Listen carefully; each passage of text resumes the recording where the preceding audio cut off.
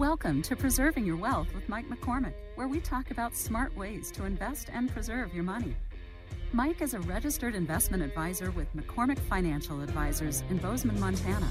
As an independent fiduciary, Mike does not receive commissions from any of the products or investments mentioned on this program. Consult a professional before making any investment decision. You can find old shows archived at McCormickFinancialadvisors.com. Learn, participate, interact.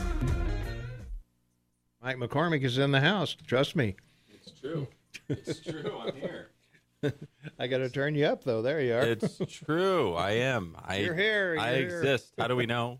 Yeah. Because I'm on the show. You're on the show. Merry Christmas. Merry Christmas to you. How you doing? It's great. It's very festive in here for the listeners out there. There's an enormous, oversized red wreath. Yeah. And a tree that reaches the ceiling. Yeah. Because it's on a shelf. Yeah. There is no elf on the shelf, as far as I can tell. I always got an eye for that. Only behind you. Whoa.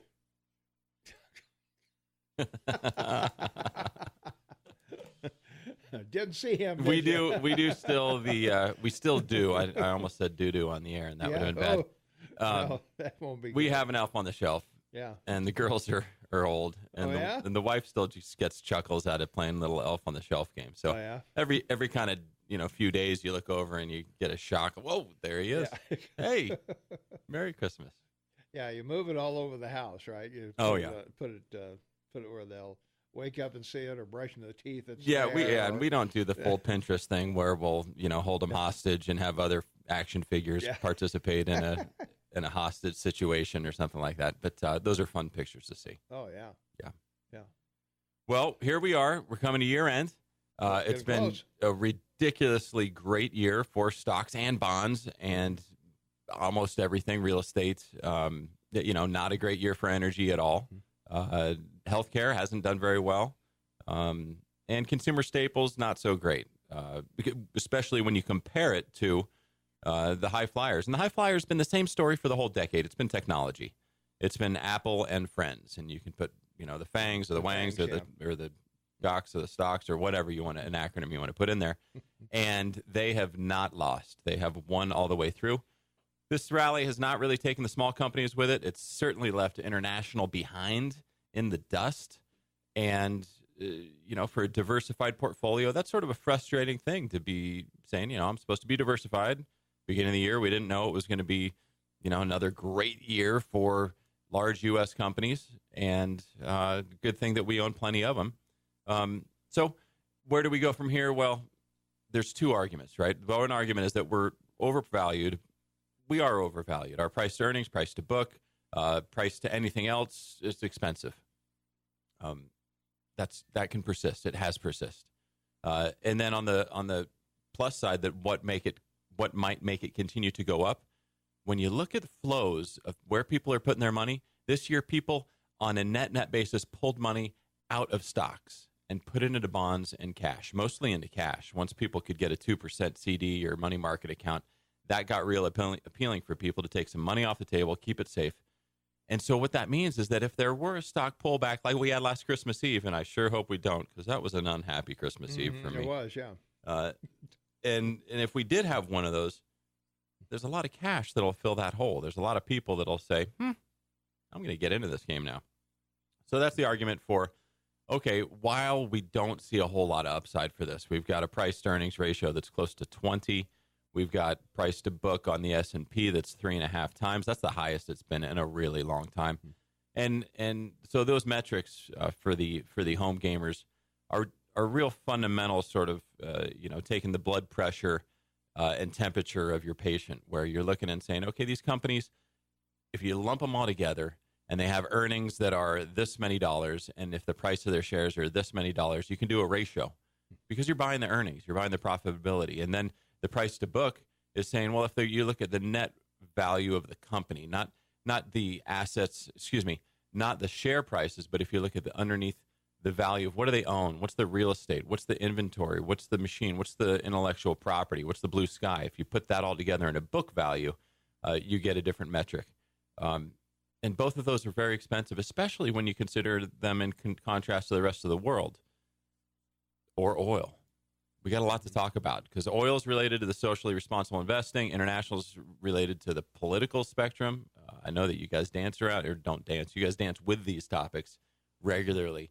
But we are at a year-end time of year, and it's time to start making a little bit of predictions, shine up the crystal balls, and try and have some good advice with a heavy disclaimer on it. Yeah. The R word, you want to talk about the R word at all? Coming in 2020? Rally? Regalia? Recession, maybe, huh? Well done, Michael. Righteous Party? Yeah, the Righteous Party. A recession, if we have a recession, I don't see a recession. I see maybe a revaluation would be the R word, right? Saying there could be a moment where people say, hey, you know how we were all too expensive and we all thought that was okay? Yeah. There was a memo that went around that you didn't get that said, hey, we're all going to drop by 20%, can get back to real fair value here. That can happen in the stock market. That's the mind-boggling thing, is that everything can go down at once. It doesn't require money being pulled from one thing and going into another thing. You can just wake up one day and have less money. Sorry to put that sort of fear of God in here right there, but the wife happens to her if it happens the other way around, where you can wake up and have more money, that's right. The reverse must also be true. Sometimes she does. Sometimes it doesn't work. You wake up with more value. Yeah, only becomes more money if you sell the stock. Yeah, just like the gambler. That's right. You never count your money when you're sitting at the table. Yeah. Well, and we've got holiday news. The Fed's on hold. There's a lot of people coming up with reasons why we can go higher. There's been a ton of people that are talking about why this is overblown. So just the fact that this is still the most hated rally, I like to wait until I'm getting my hair cut, and I think I need one today. The holidays are coming, and people are commenting on my grays. That's usually a time where I try and beat them back. And if the barber shop or at the brew pub or the wherever, you're hearing people talking about how great the stock market is, that's usually the best indicator that it's time to go. Time to be looking for something else. Yeah, if it filters down to the barber, then no slight on barbers anymore, right? Yeah, but I mean, if it filters down to the common or whatever, man that maybe doesn't have big bucks, right? That's where, right. And so, the metrics show that a lot of this housing problem is because the middle class hasn't had a real wage increase this entire time, and that the bifurcation of the haves and the have-nots is getting more extreme. Those metrics are very clear. It's true. For the average person, their wealth that they're feeling isn't really substantially different than it was. Obviously there's a recession and a recovery, and so there's some change there. But if you smooth all that stuff out, or maybe look back at 15 or 18 years, the real value that people are enjoying is pretty constant, and that's unfortunate. But that does also allow for more of this excess to happen when it's not enjoyed by everybody. Right. Yeah, we all have to prosper, right? We don't have to. We all hope to. We all hope to. Yeah. Well, and then we got this thing on TV. I'm noticing something about some impeachment. Yeah, I don't know much about that, but seems to be of interest to some people. Yeah. Well, the big thing, I guess, the big story of impeachment is that it hasn't moved any of the needles anywhere, except the independents. Well, maybe, So. And they'll decide the election. Yeah. So. All three of them. Yeah. But I mean, it hasn't moved the. No, 35% of your electorate. Is that right? Undecided electorate. Third of them. Yeah. They decide every election. Mm-hmm. It's not the millennials. No. Well, a lot of the millennials are independent. They don't have any commitment to either party. Sure. But they don't. But they haven't gone out and voted. So yeah. In the last two cycles, they didn't go out and vote. Yeah. Well, the other thing to think about too, we just had a positive election in Great Britain, and we're going to get a trade deal there. So, it looks promising.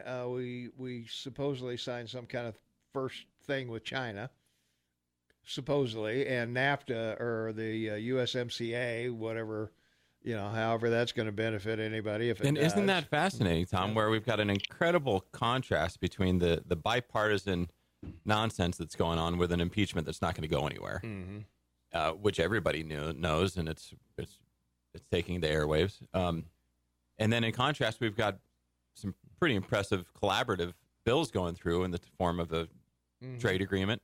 I mean, that alleged. I don't know the details of it. Shane, I guess I'd be interested in a high overview of it. Is this a noticeably a better improvement from NAFTA for the U.S.? Huge. Oh, yeah, huge. Yeah, totally. Well, particularly on Canada's side. Yeah, on both sides, both Canada and Mexico. Yeah, this is a brilliant, deal. I mean, he wins the day for the Americans first, and then he improves the lives of people in Canada by forcing the Canadian government to allow access of your dairy and farm products here. So I mean, yeah, and same in Mexico.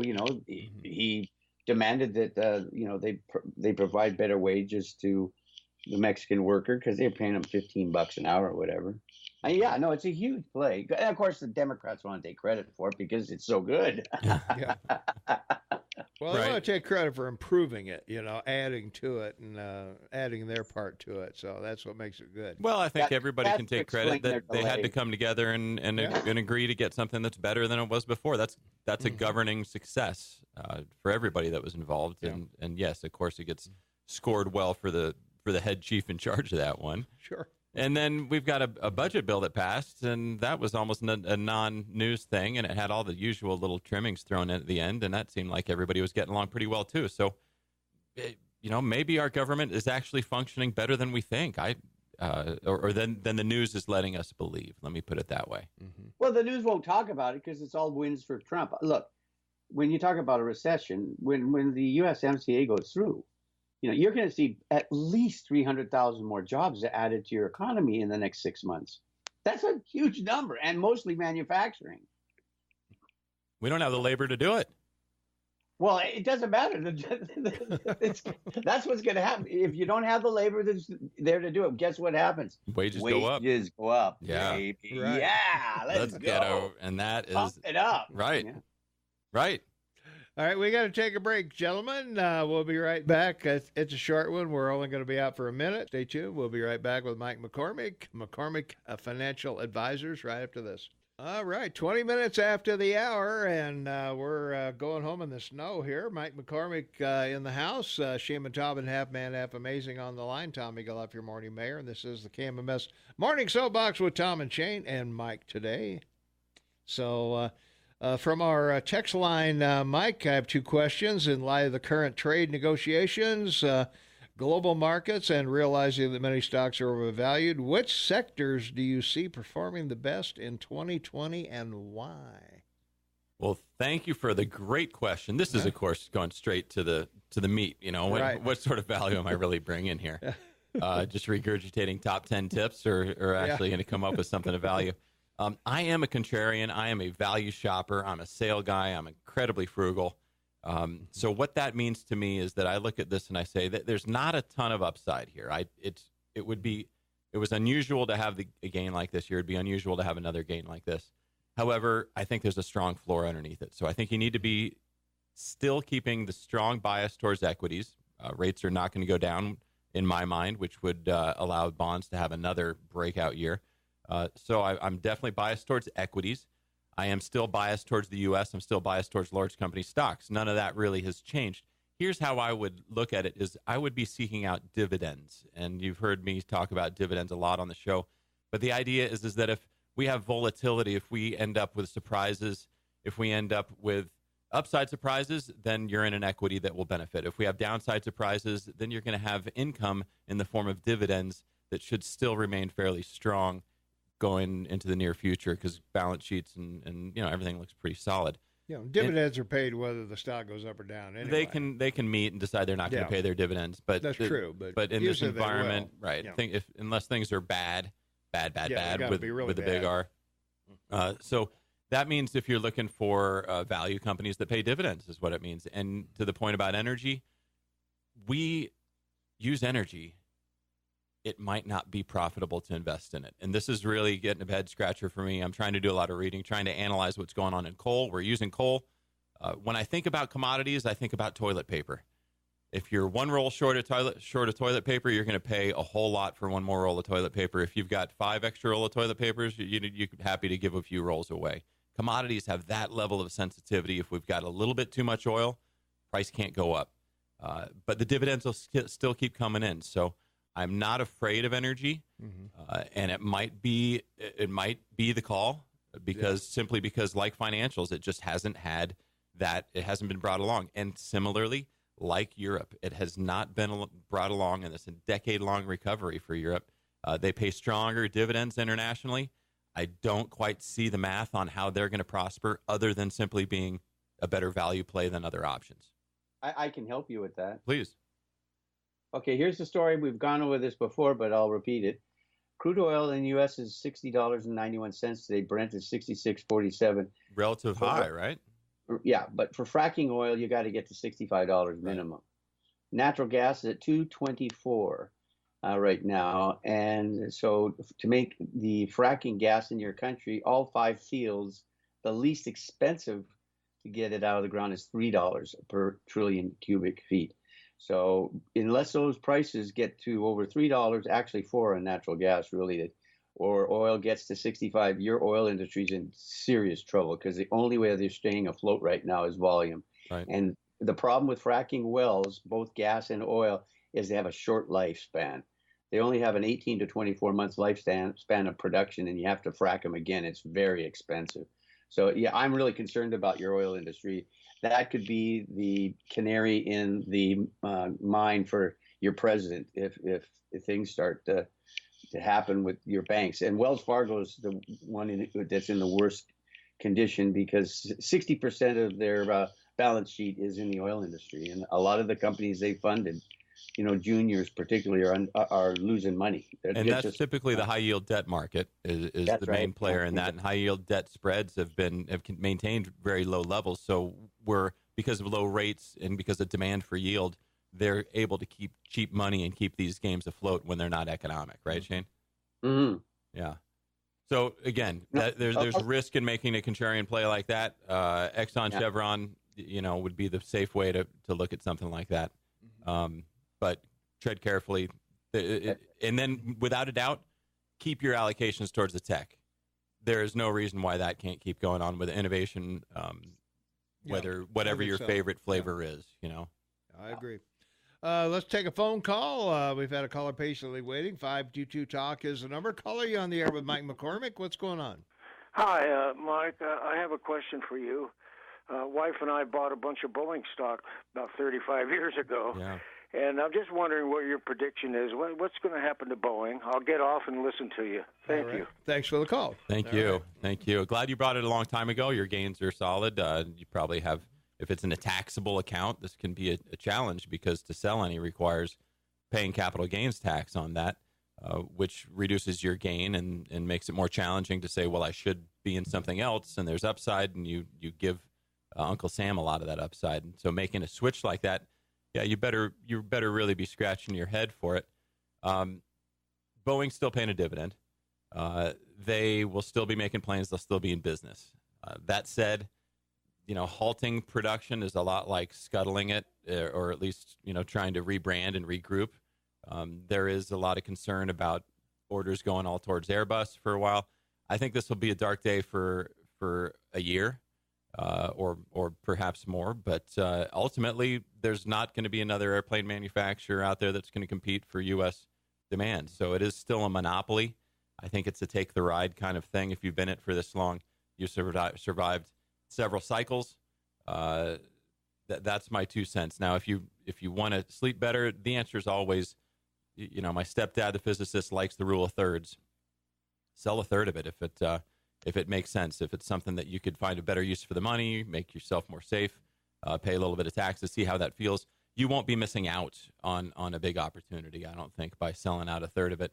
But I would not be, I remember when this scandal broke, I said, there might be some opportunities to buy into Boeing. We still haven't, I don't think it retested its lows, but it's getting pretty close to it right now.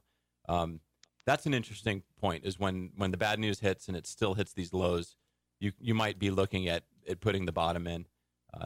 Could it go away? Could it be that this be the canary in the coal mine for Boeing? Obviously, I don't know that, but making airplanes is really hard. There hasn't been a competitor. When Elon Musk decided to make a car and a spaceship, he didn't decide to make an airplane. Yeah, that's true. And it's amazing to me they make 40 of these things a month. That's amazing. Over one a day. When you sit in an airplane, you think of all the things right. that are and this is one of their products. Yeah. This is one product defect. This is not the entire thing going down. Yeah. However, it's significant for a big company. They're able to find credit. They're able to keep things rolling as business as usual. But this will have a big. This will be a while. Yeah. Well, they said they weren't going to lay anybody off, and I don't think they'll do it before Christmas. After Christmas, they may, because they've got 17,000 workers working on this 737 MAX, whatever. Right. So for real or imaginary reasons, there's going to have to. Perhaps there'll be a leadership change. Leadership change. Well, we got to cycle different things. Right. So they might use it as an opportunity to grant early retirement to people that would cost employees that would cost a lot. Yeah. They might find other ways out of this as an excuse, I suppose. Okay. We come back. We've got a second question from the texter on energy stocks, so we'll talk about those when we come back. And we'll start with that. And Mike McCormick, Advisors with us. Shane Matabin, yes? I have a stock of the week pick from Mike just to discuss. I think it'll be interesting for the listeners to hear about. All right. We'll be back with that with Shane and myself. And, hey, we'll be back shortly. So hey, ho, ho. That's right. Mike McCormick in the house, McCormick Financial Advisors, and we'll be right back with Mike right after this. 24 minutes before the top of the hour. It's Thursday, December 19th. Mike McCormick Financial Advisors is in the house. Shane Matabin on the line. And Shane, you had a point you wanted to make on our discussion here. If you don't mind, Mike, I'll probably take a minute to throw this at you, but I think it's a good lesson. It's not a pick, but I think it's a lesson for the listeners that I think you'll agree is something they'll learn. So the stock is Peloton, and I'll give you the context real quick. Peloton was a company started in 2012. Most people know it because of what it is, and they provide exercise equipment. So it's 7 years old, and the founders, Graham Stanton and some Chinese and John Foley started it, and they were brilliant. They created this piece of equipment, and they started with Kickstart, and as we all know, Kickstart is a American public benefit corporation in Brooklyn, and it maintains a global crowdfunding platform, which they used to help fund the company in 2013. And the interesting thing about this was in 2017, they decided to go public. They filed, and they brought in William J. Lynch he was the CEO of Barnes & Noble fame. And so they moved along with their plans to go public. And the reason this is important, folks, is because the angel investors that funded this company have to hold their stock for at least 2 years before they can sell it. But then it becomes free trading. And, they raised $3.9 million in 2012, $10.5 million in 2014, $75 million in 2017, and another $325 million that year. So that valued the company at $1.25 billion. Now, what's the lesson? Well, they went public at $29, and they went public on the September 25th. It closed at $31.89. Which was above the $29 mark, but not much. Then it dropped to $22 from there on September 30th. Anyway, it's moved through September, October, November into December, and it starts getting back to its price in November of 18th at $30.25, and then it makes a big jump on December 2nd of $38.84, and that's because of the ad they did. If you remember, you remember the scandal over the ad.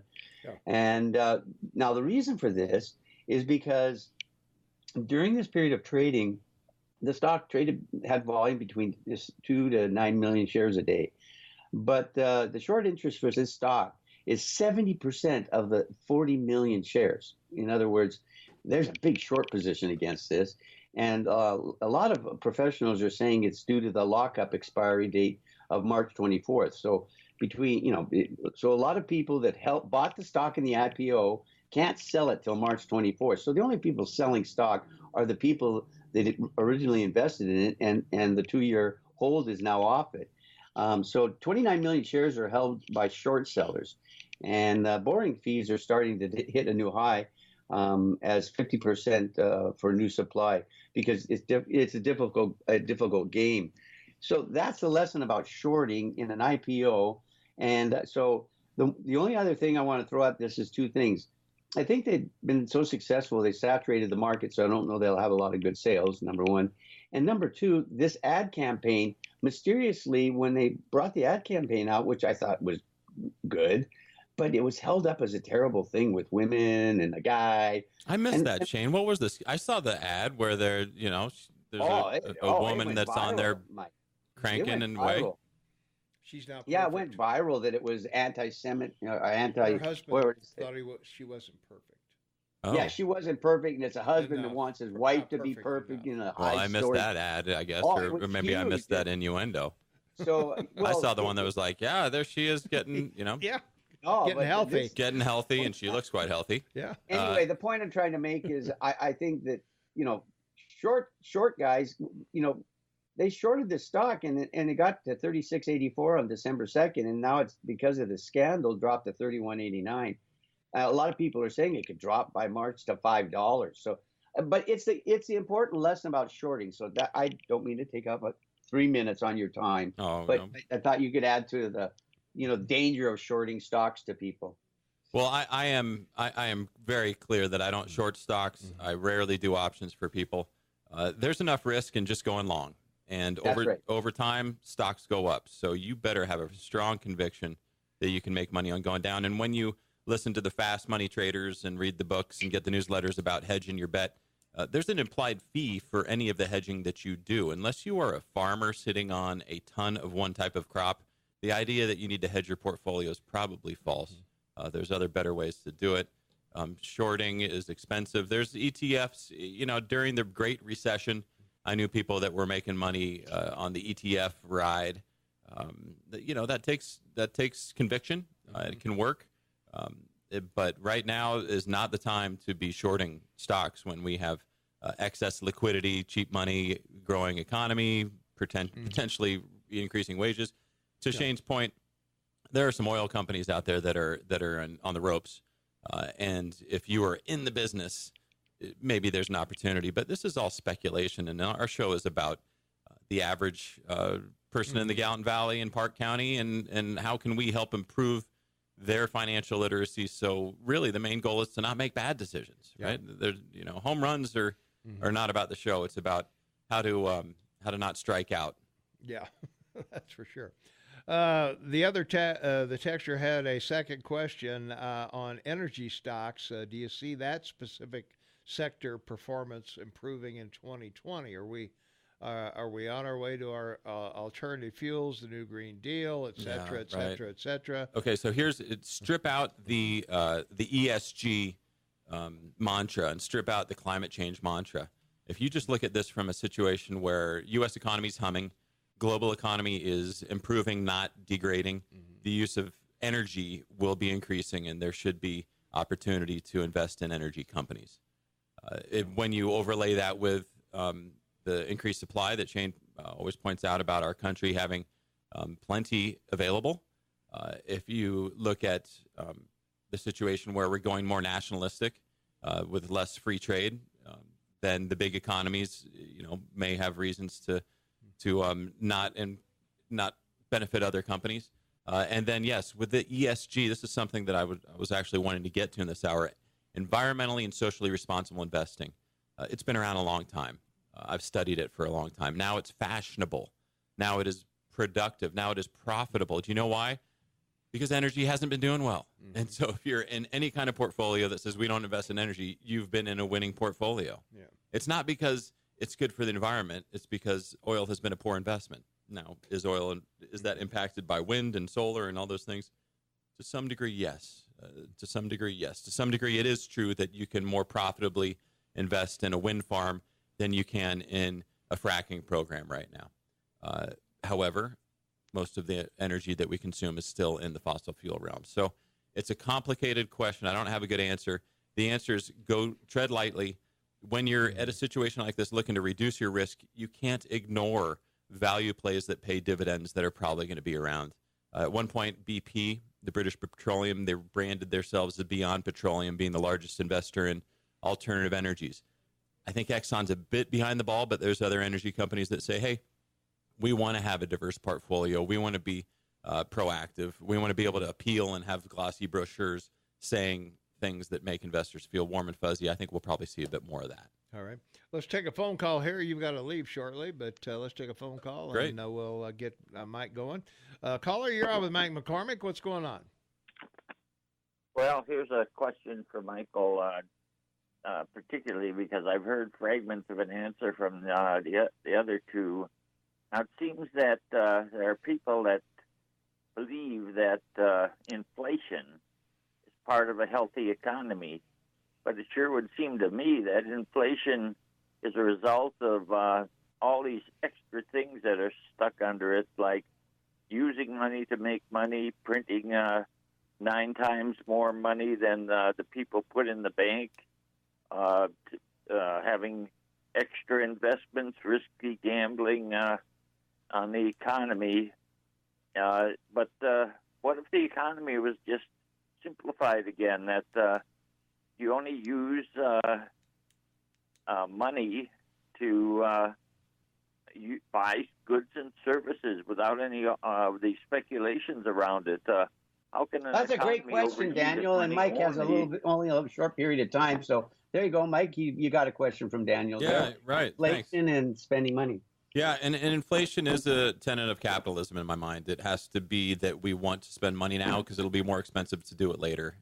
That and the velocity of money and leverage are really sort of the 3 stools of capitalism that have succeeded for us. When we're in a moment of deflation, which is the opposite of inflation, then it behooves people to wait to purchase things, and that is what we experienced during the Great Recession. So inflation it's here. It's what the Fed wants. Fed is in charge of that. They seem to be pretty savvy at pulling that off. We are not looking at having to go to negative rates just yet, but I bet that if they had to in order to get inflation, they might. So inflation is something that we've talked about a lot, and it is the biggest killer for retirement planning. I'm building my own planning software right now, and factoring inflation into this is, of course, the only prudent thing to do. What value to put on it? Well, and we used to say 3% inflation. Past decade has lowered those expectations down to about 2.5%. But think about, from candy bars to cars. Yeah. Well, the thing to think about is that if I go out and buy something, I've got 2 ways I can buy it. I can buy it with money from my check from KMMS, or if I put money aside, I can take money out of an investment and buy it. So I can either pay with it for money I've worked for, or I can pay with it with money that has worked for me. And that's what I do in retirement is, I'm not working, but somehow money's coming from somewhere. It's coming in. It's magic. And it's coming in from it's Tom's magic. $1 I put over here, and now that $1's worth $1.50. So, right. I mean, so Mike, yes. I got to get your word on this before you go, big guy. Please, I'm sorry for interrupting you, Tom. No. The Dow's opened. It's up 15 points. The Standard & Poor's 500 is up 1. NASDAQ's up all-time 11. high. Yeah. And I know all-time highs again after impeachment. What's your call here, Mike? Isn't that amazing? It's absolutely amazing, Shane, and it's it's hysterical, really, is what it is. And I think it's a preview as to how this election season's going to go. So you can pay attention to the noise, but the real numbers are showing the real thing. Yes, things are expensive. Yes, real estate's expensive, but you gotta play. You gotta. What's the lottery expression? You're not gonna win if you don't play. Right. Yeah. And yes, when you least expect it, there's gonna be something that makes you feel fearful and scared. But right now, we are looking at Christmas and Santa, and hopefully everybody's experienced good gains in their portfolio. and it is a good time to reallocate. It is the same story I've been telling people for the past year is still true. Everybody should be working on paying debt down. You should be working on bolstering your cash savings because there will be a pullback. But don't mess with the money that's already at risk. Let it continue to grow. And you'd agree everyone's better off than they were 4 years ago, right? People that I work with certainly are. People that in my peer group certainly are. There's concerns that people have about longevity, about healthcare expenses, et cetera. There's young people are having a hard time saving $50,000 in order to buy a house. That hasn't really changed significantly. Yes, things are certainly better off. There is prosperity in this country, and most people are benefiting from it. Certainly in this town, it's a town of small business owners, and there is Santa Claus is happening under the tree. Mm-hmm. Yeah, there was they were doing a show the other day on people who retired early. One guy retired at 30 and spent 10 years, I guess, living in a shack, driving a $500 car. Yeah, the FIRE movement. Yeah, and the early retirement, I'm not a fan of it. I'm a fan of excessive saving. Absolutely. Yeah. I think that everybody should be saving 20% of your income, saving it. You can put it towards debt. You can put it in your retirement account. You can put it in a college fund. You can put it in cash.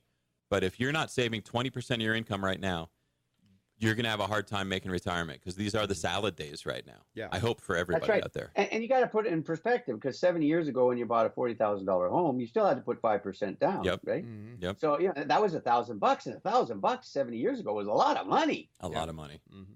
So, and it's a good investment. It's a home. It's got tax benefits to it. Equity, right, babe? Mm-hmm. You got it. You got it. So thanks for the great comments. Merry Christmas to everybody. Year-end stuff is happening. I'm setting up solo 401ks for people. It's a great time to reach out to your CPA, to your financial advisor. What can I do? They're there to help you with good tips. And to the earlier question about Boeing, never do everything whole hog. Ever. Ever. Little bits. If you think something's a good idea and you want to do it a little bit. And then maybe do it a little bit more. That's right. That's what I tell people. Start out listening to maybe 20 minutes of the show, and then work your way up to the 3 hours. All right. The most luscious voice in radio. Thanks, Mike. Thanks Merry for Christmas. being here, man. I think will I be here next week, day after Christmas? Should be. We'll be here. I'll be here. We'll be here. All right. So come on. Merry Christmas, Mike, to you and your family. You've been great on the show, and you make this day special. We always appreciate it. All right. We'll talk to you on Boxing Day, Shane. All right. My pleasure. All right. Thanks, Mike. We'll be back right after these important words, so stay tuned. 5 minutes before the top of the hour, and fun time with Mike, and we got some tips and all kinds of good stuff. And you know what? All the benefits everybody out there that they've got in this economy, call Mike.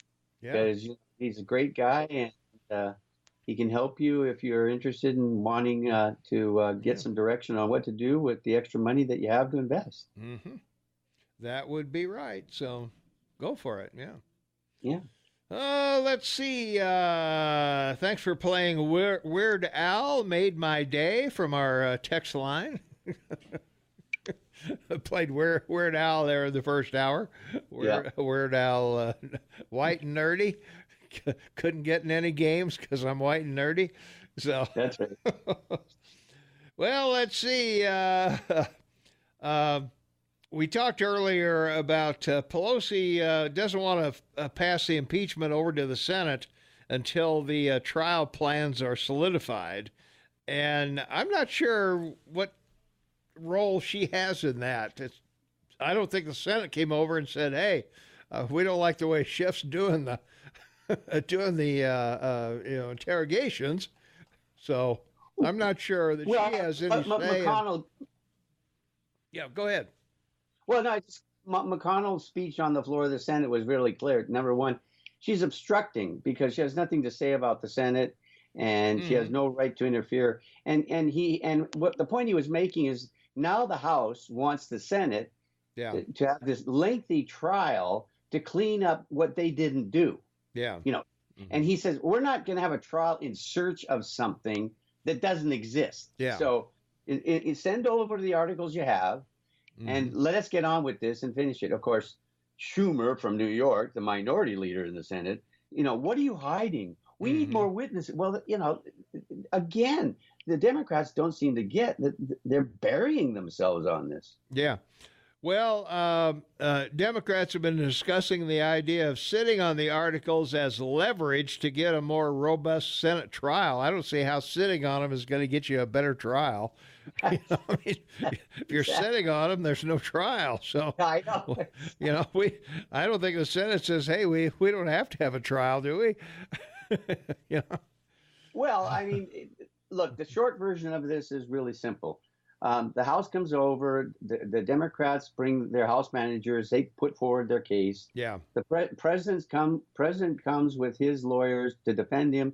They put forward their case. Now, the Senate can then take it up, and they can say, okay, we want to hear more, and it can continue, or they can just put forward a resolution, to dismiss, to exonerate him, and it's over. Yeah, it's done. So it could be done in 2 weeks. Yeah.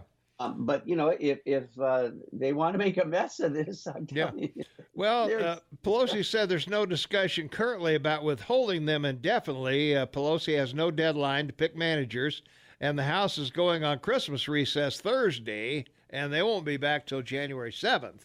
So, nothing's going to happen till, sometime in mid-January, and then we've got a debate tonight. And one of the things the Senate's going to have to deal with is whatever debates are coming up. McConnell could certainly call the Senate into session on debate days, and these senators couldn't be on the debate stage. So that's right. I don't know if they're gonna be that nitpicky or not. But anyway, so. But hey, I've got to get a read in here. All right. Yeah. Free things. Free stuff. Hey, 'tis the season of giving, so we're giving you a chance to win big during the holiday gift grab. You can win $1,000 in prizes. AM 1450 is filling your stocking with $500 from Kenyon Noble or a Traxxas Stampede remote control monster truck worth $500 from Radio Shack. To win and complete your holiday gift list, just go to KMMSAM.com or our AM 1450 KMMS app and click on the holiday gift grab contest page on the What's Hot bar and register to win. This is your chance to grab the $1,000 in prizes and make it one of the best holidays ever. Brought to you by Kenyon Noble, Lumber, Hardware, and Home, Radio Shack of Bozeman, all things electronic, hobbies, and device repairs. We thank Kenyon Noble and Radio Shack of Bozeman very much. So grab the gifts with KMMSAM.com or on our app at AM 1450 KMMS. Shane and I'll return right after the news at the top of the hour.